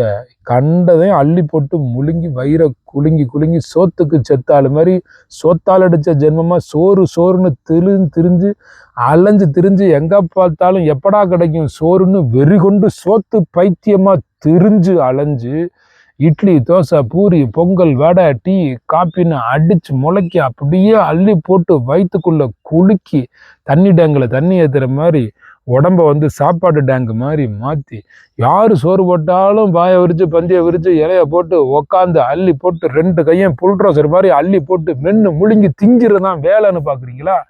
பார்த்துட்டு போங்க, பாருங்க, என்ன உடம்பு குணமாகாது. அவ்வளோதான். கண்ணா பின்னான்னு தின்னுக்கிட்டே கிடந்தா திங்கிறதையே வேலையா ஹெவி டியூட்டியாக பார்த்தா அது என்னது? கூழுக்கும் ஆசை, மீசைக்கும் ஆசைன்னா என்ன அர்த்தம்? அது என்ன அர்த்தம்? அது சாப்பாடை கொஞ்ச நாளைக்கு அது ஒதுக்கி வைக்கணும்ல. சாப்பாடை லிமிட் பண்ணுங்க, ஆசையை குறைங்க, அதிகமாக ஆபத்தான உணவுகளை சாப்பிடாதீங்க. இப்போ மதுரைன்னா ஸ்நாக்ஸுக்கு பஞ்சமே கிடையாது. சாலையோர கடைகளில் மதுரையும் சேலமும் அவ்வளோ ஃபுட்டு கிடைக்கும். மலேசியாவிலலாம் எந்த நாட்டு ஃபுட்டாக இருந்தாலுமே அங்கே சாப்பிட்லாம். அவ்வளவு சுவையாக, அவ்வளவு ருசியாக நல்லா உணவு கிடைக்கும் மலேசியாவில். இப்போ நிறைய சாப்பிட்டு என்ன பண்ணுறீங்க? நீங்கள் ருசியாக சாப்பிடுங்க, நல்லா சாப்பிடுங்க. உங்களை சாப்பிட வைக்கத்தான் நான் இப்போ பேசிக்கிட்டு இருக்கேன். குணமான பிறகு சாப்பிடுங்க. எவ்வளோ வேணும் சாப்பிடுங்க, எப்படி வேணும் சாப்பிடுங்க, செரிக்கிற அளவுக்கு சாப்பிடுங்க. அவ்வளோதான். நீங்கள் என்ன வேணும் சாப்பிடுங்க. இப்போதைக்கு இந்த டயட் மெத்தடுக்குள்ளே வாங்க. நீங்கள் வாழ்க்கை முழுக்க இப்படி சாப்பிடுங்கன்னு நான் சொல்லலை. நான் டயட் மெத்தட் சாப்பிடுங்கன்னு சொல்லலை. குணமாகிற வரைக்கும் சாப்பிடுங்கன்னு சொல்ல வரேன். இப்படி மோனோ டயட்டுக்கு வரணும். நான் மதிய சாப்பாடு அள்ளி போட்டு முழுங்குவேன்னா என்ன அர்த்தம்? அது அப்புறம் யம பகவான் அள்ளி போட்டு முழுங்கிட்டு போயிடுவார். யம பகவான் தூக்கிட்டு போயிடுவார். ஒரு நியாயமாக செயல்படணும். உடம்புக்கு தர்மமாக நீங்கள் நல்ல விஷயங்களை கொடுக்கணும். உடம்புக்கு மட்டும் வாய் இருந்துச்சு, உள்ளுக்குள்ளே இருக்கக்கூடிய லிவரு, உள்ளே இருக்கிற கணையம், உள்ளே இருக்கிற இறப்பை ஏன்டா கண்டதையும் தின்னு இப்படி பாடா படுத்துற, உனக்கு அறிவே இல்லையா அப்படின்னு அதை எதிர்த்து கேள்வி கேட்கும். வாயும் நாக்கும் பல்லும் திட்டும் நம்மளை. மண்ணீரல், மலக்குடல், சிறுகுடல்லாம் திட்டும். ஏன் இப்படி தப்பாக இருக்க, கிட்னியெல்லாம் ஏன் தண்ணி குடிக்காமல் கிடக்குற, நம்மளை கேள்வி கேட்கும். நான் சொன்ன மெத்தடில் ஒன்று கூட விடாமல் நீங்கள் ஃபாலோ பண்ணணும். சரி, இப்போ இரவு நேரத்தில் என்ன சாப்பிடலாம்? இரவு நேரத்தில் இந்திய நேரப்படி மாலை 6 மணிலேருந்து 7 மணிக்குள்ளே சாப்பிடணும். அதாவது சூரியனினுடைய மறைவு அந்த டைமில் சாப்பிட்டு முடிச்சிடணும். ரொம்ப நேரம் எடுத்துக்கூடாது. இரவு 8 மணி, 9 மணி, 10 மணிக்கு சாப்பிட்றது, 11 மணிக்கு அந்த சேட்டை அந்த வேலையே வச்சுக்கப்படாது. சாப்பிட்றது 7 மணிக்கெல்லாம் முடிச்சிடணும். 6 to 7. 7ன்னா ஒன்று 7:15, 7:30. கடைசி டைமே 7 தான். 7க்கு முன்னே முடிச்சிடணும். இரவு பசிக்குமே என்ன செய்யறது? அப்படி இரவு போயிடுச்சுன்னா 2 ஆப்பிள் வச்சுக்கோங்க, ஒரு பேரிக்காய் வச்சுக்கோங்க, ஒரு கொய்யாக்காய் வச்சுக்கோங்க. ஒரு 5-6 நாளைக்கு பசிக்கிற மாதிரி தெரியும். 5-6 நாளைக்கு பசிக்கிற மாதிரி தெரியும். அது உங்களுக்குள்ள ஒரு மனசு இருந்துக்கிட்டு பாடாப்படுத்தி விடாது. சாப்பிடு, அவர் சொல்றதெல்லாம் கேட்காத, அவர் சொன்னால் நீ திருந்திடுவேன், நல்லா இருப்ப, நீ கேட்காத, சாப்பிடு, கண்டதையும் அள்ளி தின்னு முழுங்கு அப்படின்னு அப்படியே பசிக்கும். ரொம்ப பசிக்கிற மாதிரி உடம்பு ஒரு சீன் கொடுக்கும். அதுக்கு நீங்கள் மயங்கிட்டீங்கன்னா அப்புறம் ஜென்மத்துக்கும் குணப்படுத்த முடியாது. இந்த வீடியோ பார்த்துட்டிங்கனாலே உங்களுக்கு குணமாக போகுதுன்னு அர்த்தம். இந்த வீடியோ பார்த்து நீங்கள் பிரிஞ்சு இப்போ நேரம் நோட்டு பேனா எடுத்து நேரம் எழுதிக்கிட்டு இருக்கிறீங்க அப்படின்னா உங்கள் மேலே உங்களுக்கு அக்கறை இருக்குதுன்னு அர்த்தம். இந்த வீடியோவில் சொன்னதை நம்ம கடைப்பிடிப்போம்னு நேரம் உங்கள் மைண்டில் அதுக்கான நேரத்தை ஒதுக்க ஆரம்பிச்சிட்டிங்க அப்படின்னா உங்களுக்கு குணமாக போகுதுன்னு அர்த்தம். உங்களுக்கு நல்ல செயல், நல்ல பிராப்தம் உங்களுக்கு இருக்கிறதுனால தான் இந்த வீடியோவை கடவுள் பார்க்க வச்சுருக்காரு. இதன் மூலமாக உங்களுக்கு நன்மை நடக்க போகுது. சரியாக ஃபாலோ பண்ணுங்கள். இரவு உணவு அப்படிங்கிறது சத்து மாவு கஞ்சி எடுத்துக்கலாம். முளைக்கட்டிய தானியங்களால் உருவாக்கப்பட்ட சத்து மாவு கஞ்சி எடுத்துக்கலாம். இது ரொம்ப நல்லது. அல்லது காய்கறிகள் அதிகமாக போட்டு ஒரு கிச்சடி அல்லது சேமியா. இப்போ வந்து நேச்சுரல் நூடுல்ஸ் வந்து கம்பு, குதிரைவாளி இது போல் தானியங்கள் வந்து நூடுல்ஸ் வந்திருக்கு. அந்த மாதிரி நூடுல்ஸ் இப்போ ரொம்ப ஃபேமஸாக இருக்குது. சேமியா சாப்பிட்லாம், நூடுல்ஸு நீங்கள் சாப்பிட்லாம். நூடுல்ஸ்னால் நான் சொல்கிற மாதிரியான சிறுதானியத்தில் உருவாக்கப்பட்ட நூடுல்ஸு. அப்புறம் சிறுதானிய மாப்பிள்ளை சம்பாவில் வந்து இட்லி, அது வந்து நைட்டு சாப்பிட்லாம். அப்படி சிறுதானிய காலையில் தான் இட்லி தோசை சாப்பிடக்கூடாது, நைட்டில் வந்து நான் சொல்கிற இட்லி மட்டும் சாப்பிட்டுக்கலாம். மாவு புளிக்க வச்சு சாப்பிட்ற இட்லி இல்லை, நான் சொல்கிறது மாப்பிள்ளை சம்பா இட்லிங்கிறது உடனடியாக சாப்பிடக்கூடியது. அது மாதிரி இடியாப்பம் சாப்பிட்டுக்கலாம் நைட்டில். இந்த இடியாப்பமாக இருக்கட்டும், இட்லியாக இருக்கட்டும், கிச்சடி, இதுக்கெல்லாம் சட்னி வந்து நீங்கள் நல்ல ஒரு க்ரீன் சட்னி ஏற்பாடு பண்ணிக்கோங்க. க்ரீன் சட்னி அப்படின்னா புதினா சட்னி, கொத்தமல்லி சட்னி, கருவேப்பிலை சட்னி, இந்த சட்னி சாப்பிட்ணும். தக்காளி சட்னி சாப்பிட்லாம். தேங்காய் சட்னி மேக்சிமம் வேணாம், வேறு வழி இல்லாதான் இருக்குன்னா அது சாப்பிடுங்க. இது வந்து சுவையாக, தரமாக, பொறுமையாக உருவாக்கி நேரம் கொடுத்து சாப்பிட்ணும், நேரம் கொடுத்து உருவாக்கணும். சமையல் கலை என்பது இது வந்து குணமாக்கும் கலை. சமையலறைக்கு போகக்கூடிய நபர் ஒரு சயின்டிஸ்ட் அளவுக்கு அறிவு தேர்ந்தவராக இருக்கணும். எதோட கலந்தால் எப்படி நல்லாயிருக்கும் அப்படின்னு. அதெல்லாம் நீங்கள் ஆன்லைன் ட்ரைனிங் வந்தீங்கன்னா நான் உங்களுக்கு சமையல் கலையெல்லாம் உங்களுக்கு சொல்லிக் கொடுப்பேன். என்னென்ன பொருள் அதாவது நஞ்சு நீக்கும் கலைன்னு பேர். ஒரு பொருளோட சேர்த்தா, இப்போ உதாரணத்துக்கு கோழிக்கறி, ஆட்டுக்கறியெல்லாம் சமைக்கும் போது இஞ்சி பூண்டு பேஸ்ட்டை ஏன் சேர்க்குறோம்? கறியில் இருக்கக்கூடிய கிருமிகளை, கறியில் இருக்கக்கூடிய நச்சை வந்து முறிக்கிறதுக்காக சேர்க்குறோம். அதில் வந்து பட்டை, லவங்கம் அதெல்லாம் சேர்க்குறோம் அப்படின்னா அது உடம்புக்கு எதிர்ப்பு திறனை அதிகப்படுத்துறதுக்கு. குறிப்பாக பட்டை மாதிரியான பொருட்கள் சேர்க்கறதுக்கு. அது எல்லா பொருளையுமே இப்போ கிராம்பில், பட்டையிலெல்லாம் ஆயில் நிறைய இருக்கும். உடம்புக்குள்ளே போய் செரிமான சிக்கல் உருவாகாமல் ஈஸியாக செரிக்க வைக்கிறதுக்கு. இப்போ நான் உங்களை காலையிலேயே டீ எதுக்காக குடிக்க சொன்னேன்? குடலில் இருக்கக்கூடிய நுண்ணுயிரிகளை பெருக்கம் பண்ணுறதுக்கு. குடலில் இருக்கக்கூடிய நுண்ணுயிரிகள் பெருக்கமானால் தான் சரியாக செரிக்கும். செரிக்காதது தான் சர்க்கரை வியாதி கோளாறு. செரித்த உணவு சரியான குளுக்கோஸாக கன்வெர்ட் ஆகாதது தான் சர்க்கரை வியாதி கோளாறு. சரியாக குளுக்கோஸ் கன்வெர்ட் ஆனாலும் அதில் இன்சுலின் சேர்ந்து உடம்புக்குள்ளே போய் சத்துக்களை சேராதது தான் சர்க்கரை வியாதிக்கான கோளாறு. சர்க்கரை வியாதிக்கான கோளாறு பேஸே ஃபுட்டு தான். மெதுவாக மென்று சாப்பிட்ணும், கொஞ்சமாக எடுத்து வாயில் வைக்கணும், முதல்ல கண்ணால் பார்த்து உண்ணணும், அதுக்கப்புறம் அந்த உணவை வாயில் வச்சு நல்லா மெல்லணும். அந்த உணவு டச்சிலேயே நாம் வந்து உண்ண வேண்டும். டச்சிலேயே ஃபீல் ஆகணும். என்ன கலரில் என்ன ஃபுட் எடுத்து வாயில் வைக்கிறோங்கிறத உணர்ந்து பார்த்து நம்ம சாப்பிடணும். அப்போ தான் அது உடம்புல ஒட்டும். டிவியை பார்த்துட்டு சாப்பிட்றது, எங்கேயோ பாட்டு சாப்பிட்றது, யார்கிட்டையும் பேசிட்டு சாப்பிட்றது, ஃபோனில் பேசிட்டு சாப்பிட்றது, இப்படியெல்லாம் கண்ணா பின்னான்னு வேலைகள் செய்தால், கண்ட இடங்களில் பார்த்து கொண்டு எதை திங்கிறோம் என்பதையே தெரியாமல் தின்னு கொண்டிருந்தால் அப்போ வியாதிகள் வரத்தான் செய்யும். வியாதிகள் இல்லாமல் இருக்கணும் அப்படின்னா மெதுவாக நிதானமாக சாப்பிடணும். இப்போ 3 நேர உணவு உங்களுக்கு சொல்லியாச்சு. சாயந்தர நேரத்தில் இணை உணவாக, இப்போ லஞ்சுக்கு பிறகு எடுக்கணும்னா பிரஞ்ச் எடுக்கணுமில்ல, சில பேர் வந்து ஸ்நாக்ஸ் எடுக்கணும்னு நினைப்பீங்க. சோளம் வேக வச்சு சாப்பிடலாம், வெஜிடபிள்ஸ் பாயில் பண்ணி நீங்கள் சாப்பிடலாம். வேறு வந்து பயிர் வகைகள் சிலருக்கு ஒத்துக்காது, சர்க்கரை வியாதிக்காரங்களுக்கு. அப்படி ஒத்து வந்துச்சுன்னா பயிர் வகைகள் நீங்கள் சாப்பிட்லாம். அல்லது ஃப்ரூட்ஸு சாயந்தரம் இணை உணவாக சாப்பிட்டு கொள்ளலாம். வேறு ஏதாவது பிஸ்கட் சாப்பிட்லாம்னா சர்க்கரை வியாதிக்காரங்க சாப்பிட்ற மாதிரிலாம் சில பிஸ்கட் இருக்குது, அது கூட சாப்பிட்டுக்கலாம். சிறுதானிய பிஸ்கட்ஸ் அது மாதிரி சாப்பிட்டுக்கலாம். பிஸ்கட் சாப்பிட்றதுனால சில பேருக்கு சுகர் சூட்டப்பாயிரும். அதுபோல் நபர்கள் வந்து அவாய்ட் பண்ணிக்கலாம். மாலை நேரத்தில் ஒரு சிறுநெறிஞ்சில் டீ, பெருநெறிஞ்சில், சிறுநெறிஞ்சில் 2 இருக்குது. சிறுநெறிஞ்சில் எடுத்து தண்ணியில் போட்டு கொதிக்க வச்சு வடிகட்டி அது குடிச்சிங்கன்னா ரொம்ப நல்லது. இது குடிக்காமல் இருக்கலாம், மாலை நேரத்தில் வேணுங்கிறவங்களுக்காக சொல்கிறேன். அல்லது வில்வ இலப்பொடி எடுத்து ஒரு ஸ்பூன் தண்ணியில் போட்டு கொதிக்க வச்சு வடிகட்டி நீங்கள் குடிக்கலாம். அல்லது ஒரு க்ரீன் டீ, அதை எடுத்து நீங்கள் குடிக்கலாம். க்ரீன் டீ எல்லாம் ரொம்ப நல்லது, ஆரோக்கியமானது. இது சாயந்தரம் குடிக்கணுங்கிறவங்களுக்கு சொல்கிறேன். அல்லது ஒரு சுக்கு காப்பி, மல்லி காப்பி போட்டு, சுக்கு மல்லி காப்பி போட்டு நீங்கள் குடிச்சிக்கலாம். இது சில பேர் நல்லதுன்னு அதிகமாக போட்டு கொதிக்க வச்சு சாம்பார் மாதிரிலாம் குடிச்சிடுறீங்க. ஒரு 2 கிராம்ஸ் தான் அதெல்லாம் எடுக்கணும். அதிகமாக எடுத்தாலும் சைடு எஃபெக்ட்டு. 2 கிராம் தான் எடுக்கணும். அதுவும் லைட்டாக அதில் அந்த வாட்டரில் பட்டிருந்தாலே போதும். அதிக பேர் நல்ல வாசமாக இருக்கணும், க்ரீன் டீனா அப்படி கொலன்னு அப்படியே தண்ணியே கலர் சேஞ்ச் ஆகணும் அப்படிலாம் இல்லை. லைட்டாக அதில் சாயம் சேர்ந்த மாதிரி இருந்தால் போதும். அது மாதிரி பட்டை டீ சாயந்தர நேரத்தில் குடிக்கலாம். ரொம்ப குறிப்பாக முடவாட்டுக்கால் சூப்பு குடிங்க. டெய்லியும் குடிக்கலாம். ஒரு 40 டேஸ் அல்லது 48 டேஸ் குடிங்க. முடவாட்டுக்கால் சூப்பு. முடவாட்டுக்கால்னு நாட்டு மருந்து கடையில் முடவாட்டுக்கால் பொடி கட்டிங்கன்னா கொடுப்பாங்க. நல்லா தண்ணியை கொதிக்க வச்சு அதில் ஒரு ஸ்பூன் அள்ளி போட்டு கொதிக்க விட்டிங்கன்னா அதுவே போதும். அப்படியே குடிச்சிக்க வேண்டியது தான் முடவாட்டுக்கால் பொடி. அல்லது முடவாட்டுக்கால் உங்களுக்கு ஃப்ரெஷ்ஷாகவே கிடச்சதுன்னா அதை வாங்கிட்டு வந்து ஆட்டுக்கால் சூப்பு என்ன மெத்தடில் வைப்போமோ அதே மெத்தடில் வைக்க வேண்டியதான். முடவாட்டுக்காலுங்கிறது ஆட்டுக்கால் இல்லை, அது சைவம். அது மலைப்பிரதேசங்களில் பாறைகளுக்கு இடையில் வளரக்கூடிய அற்புதமான உடம்பை குணப்படுத்தக்கூடிய ஒரு மூலிகை கிழங்கு மாதிரி இருக்கும். சேனக்கிழங்கு, மரவள்ளி கிழங்கு இருக்குல்ல, அந்த மாதிரி இருக்கும். அது கிழங்கு இல்லை, அது ஒரு அற்புதமான மூலிகை அது கிழங்கு வடிவத்தில் இருக்கும்.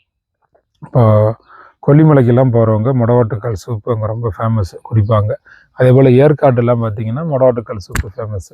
வால்பாறை டூர் போனவங்களுக்கெல்லாம் தெரியும், அங்கேயும் முடவாட்டுக்கால் ஃபேமஸ்ஸு. கொல்லிமலையில் தான் ரொம்ப அற்புதமான ஃபேமஸ்ஸு முடவாட்டுக்கால் சூப்பு. மலைப்பிரதேசங்களில் மட்டும்தான் முடவாட்டுக்கால் கிடைக்கும். இது அவகடா ஃப்ரூட்டு சாப்பிட்லாம். எந்த ஃப்ரூட்டுமே சாப்பிட்லாம். காலையில் 7 மணிக்கு இந்த நெல்லிக்காய் சாறும் நீங்கள் சாப்பிட்லாம். நெல்லிக்காய் சாறு சாப்பிடலாம். அந்த 10 டேஸ் உங்களுக்கு சொன்னேன்ல. இப்போ ஒரு கிலோ நெல்லி கிடைக்கல, என்ன செய்யலாம்? அப்போ அதுக்கு பதிலாக நெல்லிக்காய், பெரிய நெல்லிக்காய் சாறு குடிக்கலாம். பெரிய நெல்லிக்காயில் கொஞ்சம் இஞ்சி போட்டு நல்லா அரைச்சி வடிகட்டி குடிங்க. இது எதுலேயுமே நாட்டு சக்கரை அப்படிலாம் எதுவும் கலந்து குடிக்காதீங்க. நீங்கள் எதுவாரும் ஒரு ஜூஸை குடிக்க சொன்னாலோ அல்லது ஒரு டீ குடிக்க சொன்னாலோ நாட்டு சக்கரை அள்ளி போட்டு இல்லை மிளகாத்தூள், மல்லித்தூள் எல்லாம் அள்ளி போட்டு சாம்பாராக கலக்கி வச்சு குடிச்சிக்கிட்டு இருக்கிறதுக்கு அப்படி இல்லை.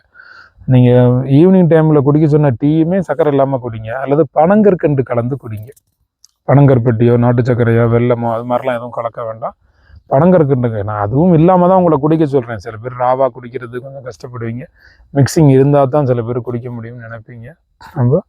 அப்போ மிக்சிங்னு உடனே சாராயத்துக்கு போயிடாதீங்க. சாராயம் கூட குடிக்கும்போது சரியான மிக்சிங்கில் குடித்தா ஓகே. பாட்டில் எடுத்து மேலே தட்டு கீழே ஒரு தட்டு உடச்சி ராவா அடிக்கிறீங்க, பெரிய பிரச்சனை. அளவாக குடிக்க ஆரம்பிச்சிங்கன்னா அப்புறம் கொஞ்சம் கொஞ்சமாக குடியிலேருந்து விடுதலை ஆகலாம். இப்போ குடியிலேருந்து விடுதலை ஆகிறதுக்கான தனியாக பயிற்சிகள்லாம் நம்ம நடத்துகிறோம். அதிகமான குடியில் இருக்கக்கூடிய நபர்களை குறைச்ச குடியாக மாற்றுவோம். குறைவான குடியில் இருக்கிறவங்களை அப்படியே குறைச்சி சுத்தமாக குடியிலேருந்து விடுதலை பண்ணிடுவோம். சில பேர் குடிக்கணும், ஆனால் உடம்பை பாதிக்கக்கூடாது, சோஷியல் ட்ரிங்கராக மட்டும் இருக்கணும். ஏன்னா பிஸ்னஸ் மீட்ஸ்க்கெலாம் போகிறோம், குடிக்கணும், வேறு வழி இல்லை அப்படிம்பாங்க. அப்போ அவங்களுக்கு உடம்பு பாதிப்பு இல்லாமல் எப்படி நீங்கள் மெயின்டைன் பண்ணுறது அப்படிங்கிறத சொல்லி கொடுத்துருவோம். இப்போ நம்ம ஏன் குடியை பற்றி பேசிக்கிட்டு இருக்கோம்? நம்ம டாபிக் என்ன? இப்போ சர்க்கரை வியாதி. அது நிறைய பயிற்சி நடத்துகிறோமா, அதனால் குடியை பற்றி பேசணும்னு இன்ட்ரெஸ்ட் ஆகிட்டேன். குடியை பற்றியே நிறைய சொல்லி கொடுத்து எல்லாரையும் குணப்படுத்துறது எனக்கு ரொம்ப பிடிக்கும். அது மக்களை குடிபோதையிலேருந்து ஈஸியாக வெளியில் கொண்டு வர்றது. அது நிறைய கவுன்சிலிங் எல்லாம் பண்ணுவோம்ல, ஃபோன் பண்ணுவாங்க, பேசுவாங்க, நேரடியெல்லாம் பேசுவாங்க. 10 மினிட் 20 மினிட் நான் சிட்டிங் உட்கார வச்சு அவங்கள கண்ணை மூட வச்சு அவங்க மைண்டில் இருக்கக்கூடிய அந்த குடி போதைக்கான அந்த இமேஜ் இருக்கும், சாராயத்துக்கான இமேஜ் இருக்கும், அதெல்லாம் அப்படியே ரிமூவ் பண்ணி கொடுத்துருவேன். அதனால் அவங்க ரொம்ப இன்ட்ரெஸ்டாக ஆயிடுவாங்க. ரொம்ப அற்புதமாக நம்ம செய்வோம். மிக பிரமாதமான ஒரு பேரின்ப விடுதலை கிடைக்கும் அவங்களுக்கு குடியிலேருந்து. சில பேர் ஒரு டீசெண்ட் குடியாடுற மாதிரிடுவாங்களா, அதனாலையும் ஐயா நான் உங்களோட இதெல்லாம் ஃபாலோ பண்ணி பார்த்தேன், ரொம்ப நல்லா இருக்கேன், இப்போ நான் குடிக்கிறேன், ஆனால் உடம்புக்கும் தொந்தரவு இல்லை, அதன் மூலமாக எனக்கு ரொம்ப சிறப்பாகவும் இருக்குது, குடும்பம் வரைக்கும் இதையும் நான் விடுறதுக்கான முயற்சிகள் எடுக்கிறேன் அப்படிலாம் ரொம்ப சந்தோஷப்பட்டு சொல்லுவாங்க. நம்ம இப்போ சக்கரை வியாதிக்கு வருவோம். சக்கரை வியாதி பொறுத்த வரைக்கும் நல்ல தண்ணி குடிங்க, கொஞ்சம் கொஞ்சமாக குடிங்க. 1 மணி நேரத்துக்கு ஒரு தடவையோ 2 ஹவருக்கு ஒரு தடவையோ 100 ml 200 ml 300 mlன்னு அளவு வச்சு தண்ணி குடிச்சிக்கிட்டே இருங்க. அளவு இல்லாமல் கூட குடிக்கலாம். அளவில் என்ன ரொம்ப முக்கியம்னா, இரவு 7 மணிக்குள்ளே நீங்கள் எவ்வளோ தண்ணி குடிக்கணுமோ குடிச்சு முடிச்சிடணும். அது எவ்வளோ குடிக்கணும் அப்படின்னா, உங்களுடைய உடம்புல எவ்வளவு எடை இருக்குது அப்படின்னு அப்படியே தூக்கி உங்கள் உடம்பை கொண்டு எடை மிஷினில் வச்சு எடையை போட்டு பாருங்கள். உங்கள் உடம்புல எவ்வளோ நீர்ச்சத்து வேணுங்கிறத உங்கள் எடையை போட்டு நீங்கள் பார்த்துடலாம். இப்போ 20 கிலோன்னா 1 லிட்ரு, 80 கிலோன்னா 4 லிட்ரு தண்ணி குடிச்சே ஆகணும்னு தனியாக ஒரு பாத்திரத்தில் எடுத்து வச்சுருங்க. டெய்லி தண்ணி எடுத்து வச்சிடணும். இதுவும் ப்ராக்டிஸ் தான். நீங்கள் 4 லிட்டர் தண்ணி குடிக்கலாம்னா குடிக்க முடியாது. 4 லிட்டர் அளந்து வாட்டர் கேனில் தனியாக ஊற்றி வச்சுட்டிங்கன்னா இதை இன்னைக்கு குடிச்சாகணுங்கிற மைண்ட் செட் நமக்கு வந்துடும். சொன்னதை கேளுங்க, அப்படியே செய்யுங்க. இதெல்லாம் பண்ணணுமான்னா ஆமாம், இதெல்லாம் பண்ணணும் தான். இதெல்லாம் தொடர்ந்து செஞ்சுக்கிட்டே இருக்கணும். இப்போ கீரை வகைகள் வேறு எதுவுமே சாப்பிடக்கூடாதா? நீங்கள் மதியத்தில் வந்து பொன்னாங்கண்ணி கீரை சொன்னீங்க, சுக்குட்டி கீரை சொன்னீங்க, அதுக்கப்புறம் வந்து முருங்கைக்கீரை மாதிரி ஒரு கொழுந்தெல்லாம் எடுத்து சாப்பிட்லாம் அப்படின்னீங்க. இப்போ இது மட்டுமே தான் சாப்பிடணும், வேறு எதுவும் சாப்பிடக்கூடாதான்னா வெந்தயக்கீரை சாப்பிட்லாம், பசலைக்கீரை சாப்பிட்லாம், பாலக்கீரை சாப்பிட்லாம். அதுக்கப்புறம் வந்து பீட்ரூட்டில் ஒரு கீரை இருக்கும், அது சாப்பிட்லாம். முள்ளங்கியில் ஒரு கீரை இருக்கும், அது சாப்பிட்லாம். இதெல்லாம் கண்டினியூவாக சாப்பிடாதீங்க. ஒருவேளை முருங்கைக்கீரை 10 டேஸ் சாப்பிடும்போது கொஞ்சம் போர் அடிச்சுன்னா இடையில மாற்றுக்கு 1 or 2 டேஸ் வந்து வேறு சேஞ்ச் ஆகிக்கோங்க, வேறு கீரைகளுக்கு சேஞ்ச் ஆகிக்கோங்க. அப்படி நீங்கள் பண்ண முடியும். எப்போவெல்லாம் உங்களுக்கு தோணுதோ அப்போவெல்லாம் நல்ல ஒரு 20 துளசி இலையை வாயில் போட்டு மென்று நல்லா சாறை உள்ளே அனுப்புங்க. வேப்ப இலை கொழுந்து முடிஞ்சால் பறித்து வாயில் போட்டு மென்று உள்ளே சாறை இறக்குங்க. இதெல்லாம் தொடர்ச்சியாக பண்ணுங்கள். ஆசைப்பட்டு செய்யணும். இதெல்லாம் தண்ணி நிறைய குடிக்கணும். வியாதியை குணப்படுத்தியே தீரணுங்கிற மைண்ட் செட்டை உருவாக்கணும். பாசிட்டிவ் மைண்ட் செட்டு வரணும். நான் ஹீல் ஆயிடுவேன், என்னை நான் குணப்படுத்திக்குவேன், நான் சந்தோஷமாக இருப்பேன் அப்படிங்கிற நம்பிக்கை உருவாகணும். இயற்கை மேலே ஒரு நம்பிக்கை வரணும். மாத்திரையை சீக்கிரமாக நம்ம நிறுத்தணும், அதுக்கு நம்ம குணமாகணும்னு வரணும். நல்ல செரிமானம் நடந்துருச்சுன்னா, நல்ல குளுக்கோஸ் உங்களுக்கு உருவாயிருச்சுன்னா ரொம்ப நல்லா இருப்பீங்க. யூரின் நல்லா போகணும், மலம் நல்லா போகணும், தூக்கம் நல்லா இருக்கணும். உங்களுக்கு இதெல்லாம் வந்துருச்சுனாலே போதும், சூப்பராக இருப்பீங்க. நைட்டு நல்லா தூங்குங்க. காலையில் விடியறதுக்கு முன்னாடி எழுந்திரிச்சு விடியலை பாருங்கள், சூரிய உதயம் பாருங்கள், கிழக்கு வானம் பாருங்கள். இது தினசரி பண்ணுங்கள். இரவு சீக்கிரமாக உறங்குங்க. காலைல எந்திரிக்கும் போது இரவுலேயே எந்திரிச்சிருங்க. விடிஞ்சு எந்திரிச்சிங்கன்னா நம்ம எவ்வளவு டயட்டை ஃபாலோ பண்ணியுமே சர்க்கரை வியாதி குணமாகாது. காலைல சூரிய உதயத்துக்கு முன்னுக்கவே எந்திரிக்கணும். மனக்குழப்பங்கள் ஏதாவது இருந்துச்சுன்னா அதை தீர்க்கிறதுக்கான வழியை பாருங்கள். மகர ராசிக்காரங்களுக்கு பொதுவாக நிறைய மனக்குழப்பங்கள் இருந்துகிட்டே இருக்கும். அடுத்தவங்க மகிழ்ச்சிக்காக உழைச்சிக்கிட்டே இருப்பீங்க. மேசராசிக்காரங்க தைரியமாக தான் இருப்பீங்க, ஆனாலும் மனக்குழப்பம் உங்களுக்கு இருக்கும். இந்த 2 ராசிக்குமே மனக்குழப்பங்கள் இருந்துகிட்டே இருக்கும். துளாராசியோட யாராவது இருந்தால் அவங்க மற்றவங்களுக்கு தான் மனக்குழப்பம் இருக்கும். இப்போ சக்கரவர்த்திக்காரங்க யாருக்காவது பக்கத்தில் துளாராசி இருக்காங்கன்னா துளாராசியால் இவங்களுக்கு மனக்குழப்பங்கள் உண்டாகும். ரிஷபராசி நபரை கல்யாணம் பண்ணி இருந்தால் ரிஷபராசி நபராலேயே ஹை ப்ரெஷர் உண்டாகும். சில தம்பதியர்களுக்கு ஒரு 75% தம்பதியருக்கு ரிஷபராசியோ கன்னிராசியோ கல்யாணம் பண்ணியிருந்தா ரிஷபராசி நபராலேயோ கன்னிராசி நபராலேயோ சக்கரை வியாதி வந்துடும். சக்கரை வியாதி, பிபி எல்லாமே வந்துடும். ரிஷபராசிக்காரங்க கல்யாணம் பண்ணியிருந்தாங்க 75%, எல்லாருக்கும் கிடையாது. சிலருக்கு ஆக்ரோஷம், கோபம் அதெல்லாம் உண்டாகும். ரிஷபராசி தனிப்பட்ட முறையில் அன்பானவங்க, பண்பானவங்க, பாசமானவங்க, நேர்மையாக இருக்கக்கூடியவங்க, ஆன்மீகத்தில் நாட்டம் இருக்கக்கூடியவங்க, அழகில் வந்து கவனம் இருக்கக்கூடியவங்க, சொகுசில் கவனம் இருக்கக்கூடியவங்க, சுக்கிரன் அதிபதி, பணத்தத்துவங்கள் அதெல்லாமே அவங்களுக்கு இருக்கும். பணம் வேணும், நல்லா சொகுசாக இருக்கணும், அதெல்லாமே வேணும். கல்யாணம்னு வரும்போது சிக்கல்கள் உண்டாகும். மீனராசியை கல்யாணம் பண்ணியிருந்தால் அல்லது மீனராசிக்காரராக இருந்தால் அவர் பேசுகிறது அவருக்கே அண்டர்ஸ்டாண்ட் ஆகிறது பல நேரங்களில் சிக்கல் வரும். அவர் பேசுகிறது யாருக்குமே அதாவது புரியாதுங்கிறத புரிஞ்சுக்க மாட்டாங்க. இப்போ மீனராசி நபர் ஒருத்தர் இருக்காருன்னா அவர் என்ன சொல்ல வர்றாரோ அதை மற்றவங்க அதை ரைட்டான ஒரு மீனிங்கில் அண்டர்ஸ்டாண்ட் பண்ண மாட்டாங்க. மீனராசிக்காரன் நான் இப்படி தானேப்பா சொன்னேன், இப்படி என்ன சொன்னேன், நீங்கள் என்ன வேறு மாதிரி அண்டர்ஸ்டாண்ட் பண்ணுறீங்கன்னு மீனராசி பாவம் அவங்க சொல்கிறத யாருமே சரியாக புரிஞ்சுக்கவே மாட்டாங்க. அதனால ஒரு மனக்கோளாறுகள் உண்டாகி சில பேருக்கு சக்கரை வியாதி வந்துடும். மீனராசிக்காரங்களோட இருக்கிறவங்களுக்கு ஏன் சக்கரை வியாதி ஆகுதுன்னா இவங்க என்ன இப்படி போய் சேர்க்காங்க அப்படின்னு அவங்கள பார்த்து கோவம் வந்து அதனாலே சக்கரை வியாதி வந்துடும். இப்படியெல்லாம் பல சிக்கல்கள் இருக்குது. சில சிம்மராசிக்காரங்க நல்லா சாப்பிடுவாங்க, அப்போ அவங்களுக்கு சாப்பாட்டாலேயே சக்கரை வியாதி வந்துடும். மீனராசிக்காரங்க தன்னுடைய திறமை எதுவாக இருந்தாலும் வெளிக்காட்டிடுவாங்க, அவங்க எதையுமே திறமையை உள்ளே வச்சுக்க மாட்டாங்க. மிதனராசியில் ஆசிரியராக இருக்கக்கூடியவங்களுக்கு தைராய்டோ சக்கரை வியாதியோ உண்டாயிரும். ஏன்னா அதிகமாக அவங்க பேசுவாங்க, அதிகமாக அவங்கள்ட்ட பேசாமல் அவங்களால இருக்க முடியாது. அதே மாதிரி தனுசு ராசிக்காரங்களும் அப்படி தான். தனுசு ராசிக்கு பெரும்பாலும் சக்கரை வியாதி, தைராய்டு இதெல்லாம் வராது. அப்படி வரணும் அப்படின்னா அவங்க அதில் சில பேர் சொல்லாற்றல், அந்த வாக்கில் குரு இருந்து சொல்லாற்றல் இருக்கக்கூடியவங்க, சனி வக்ரம் இருக்கக்கூடியவங்க, இது மாதிரி நபர்களுக்கு தான் அவங்களுக்கு சக்கரை வியாதி வந்து உண்டாகும். இப்படி ஒரு ராசிக்கும் ஒரு நட்சத்திரத்துக்கும் ஒரு வகையான வியாதிகள் வந்து உண்டாகும். அதனால் கூடுமான வரைக்கும் மன அழுத்தங்கள், மனப்பிரச்சனைகளை தவிர்த்து நீங்கள் வந்து ரிலாக்ஸாக இருக்கிறது நல்லது. தைரியமாக இருக்கக்கூடிய கடகராசி நபர்கள் அரிசி உணவை குறைச்சிங்கன்னா தான் உங்களுக்கு வந்து சக்கரை வியாதிங்கிறது போகும். பூமியில் விளைந்த பச்சையான இயற்கையாக இருக்கக்கூடிய உணவுகளை சாப்பிடணும்னு கடகராசிக்காரங்க இப்போ முடிவெடுங்க, அப்போ தான் உங்களுக்கு நல்லாகும். அழகில் கவனம் இருக்கக்கூடிய ரிஷபராசி, மேசராசிக்காரங்க உங்களுடைய இளமையை மேம்படுத்துங்க, எப்போதும் நல்லா இருங்க.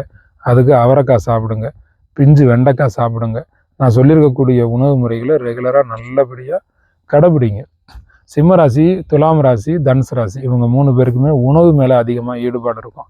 அந்த உணவு ஈடுபாடுகளை ஒரு 90 நாட்களுக்கு கொஞ்சம் குறைச்சி வச்சுக்கோங்க. அப்போ தான் உங்களுக்கு நல்லது நடக்கும், நிம்மதியாக இருப்பீங்க. இந்த ஒரு முறைகளையும் கடைபிடிப்பீங்க அப்படின்னு நான் நம்புகிறேன். கும்பராசிக்காரங்களும் அப்படி தான். அவங்களுக்கு மற்றவங்களுக்கு சமைச்சு கொடுக்கறது பிடிக்கும். கும்பராசி பெண்களை பொறுத்த வரைக்கும் தாய் தந்தையருடைய பேச்சு, முன்னோர்களுடைய பேச்சை கேட்குறவங்களா இருப்பாங்க. அவங்களுக்கு ரொம்ப நேர்மை இருக்கும். அதனாலேயே கோபம் வரும்.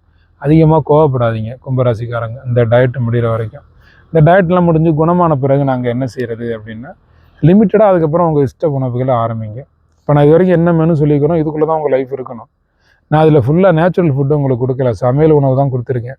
இந்த டயட்டை உங்களுக்கு செட் பண்ணது சமையல் உணவு தான் கொடுத்துருக்கேன். ஃபுல்லி நேச்சுரல் ஃபுட்டெல்லாம் வேணும்னா நீங்கள் பயிற்சிகளுக்கு வந்தால் தான் நான் உங்களுக்கு சொல்லித்தர முடியும். இயற்கை உணவு, உயிருள்ள உணவு, சூரிய வெளிச்சத்தால் சமைக்கப்பட்ட உணவு, அப்படியே பசுமை மாறாமல் நம்ம சாப்பிட்றது எப்படி, இயற்கையாக தயாரித்து சாப்பிட்றது எப்படி அப்படிங்கிறலாம் உங்களுக்கு தெரியும்னா நீங்கள் பயிற்சிகளுக்கு முறையாக தான் கற்றுக்க முடியும். அதை நான் தயாரிக்கிறத பார்க்கணும். நீங்கள் அது ஆன்லைன் மூலமாகவும் நேரடியாகவும் நான் உணவு தயாரிக்கிறத நீங்கள் பார்க்கணும். நான் செய்து தர்றதை சாப்பிட்ணும். இப்போ நான் ஒரு முருங்கை இலையில் டீ வைக்கிறதோ, கொய்யாடையில் டீ வச்சு உங்களுக்கு கொடுக்குறதோ, ஒரு லவங்கப்பட்டையில் டீ வச்சு கொடுக்குறதோ, நான் உங்களுக்கு ஒரு சூப் உருவாக்கி தர்றது, அது நீங்கள் ரியல் டேஸ்ட்டு பண்ணணும். இப்போ தேங்காய் மாங்காய் சாலடுன்னு ஒன்று பண்ணுவேன், ரொம்ப ருசியாக இருக்கும். விட்டமினில் விட்டமின் சாலட் பண்ணுவோம். அதுக்கப்புறம் தாது உப்புகள் சாலடுன்னு ஒன்று பண்ணுவோம். ஆலினால் மசாலான்னு ஒன்று செஞ்சு கொடுப்பேன். ஆலினால் மசாலான்னா எந்த குழம்புக்கும், எந்த ரசத்துக்கும், சைவ எந்த கிரேவிக்கும் பண்ணலாம், ஹெல்த்தியாக இருக்கலாம். வாழ்நாள் முழுக்க சமையல் உணவு. ஆலின் மசாலா, அது ஒரு மசாலாவோட நான் செஞ்சும் கொடுப்பேன். அதே நேரத்தில் நான் செஞ்சு அவங்க மக்கள் பயிற்சிகளுக்கு வரக்கூடியவங்களுக்கு பரிமாறுவேன். அதே நேரம் செய்யவும் கற்றுக் கொடுத்துருவேன். வீட்டில் போய் செய்துக்கலாம். இப்போ நான் பாக்கெட் போட்டு விற்கிறது இல்லை, இதை வாங்கிக்கோங்க அதை வாங்கிக்கோங்கன்னு. ஆலினால் மசாலா அவங்கள செய்யவும் நான் கற்றுக் கொடுத்துருவேன். ஒரு வெந்தய காப்பி எப்படி ரெடி பண்ணுறது, சிறுநெறிஞ்சில் காப்பி எப்படி ரெடி பண்ணுறது, ஒரு மருதம்பட்டை டீ எப்படி நம்ம ரெடி பண்ணலாம், ஒரு பிரண்டை துவையல் எப்படி பண்ணலாம், ஒரு முடக்கத்தான் இலையை வச்சு நம்ம என்ன செய்கிறது, ஆவாரம்பேலில் துவையல் பண்ணலாமே அது எப்படி செய்கிறது, வெங்காய துவையல் பண்ணலாம், வெங்காயத்தில் சட்னி பண்ணுவீங்க, ஆனால் வெங்காயத்தில் துவையல் பண்ணலாம். இப்படிலாம் பல மெனு இருக்குது, வித்தியாசமாக இருக்குது. ஒரு நாட்டுக்கு தகுந்த மாதிரி இருக்குது. இப்போ இந்த வீடியோவையும் பல நாடுகளில் இருக்கக்கூடியவங்க பார்ப்பீங்க. பயிற்சிகளுக்கும் ஆன்லைனில் பல நாடுகளில் உள்ளவங்க வருவீங்க. அவரவருக்கு தகுந்த மாதிரி எளிமைப்படுத்தி சொல்லித்தரேன். டிஸ்கிரிப்ஷன் பாக்ஸில் ஃபோன் நம்பர் இருக்குது. நேரடி பயிற்சி வரீங்களா, வரலாம். உங்களுக்கு ஆன்லைனில் பயிற்சிகள் வேணுமா, நீங்கள் வரலாம். பயிற்சிகளில் கலந்துக்கங்க. லெவல் 1, லெவல் 2, லெவல் 3ன்னு ப்ரோக்ராம் இருக்குது. முறைப்படி ஃபாலோ பண்ணுங்கள். இது ஃபாலோ பண்ணி பாருங்கள். இது வாய்ப்பு உங்களால் முடியலை அப்படின்னா நீங்கள் என்னுடைய நேரடி கண்காணிப்பில் இருந்து ஃபாலோ பண்ணுங்கள். சிறப்பு. நல்லது நடக்கட்டும். கான்டாக்ட் பண்ணுங்கள். நன்மைகள் நடக்கட்டும். சிறப்பாக இருங்க. உங்களுக்கு விரைவில் குணமாகட்டும். நல்லா இருக்கணும். நீங்கள் நிறைய நன்மைகள் உங்களுக்கு நடக்கட்டும்.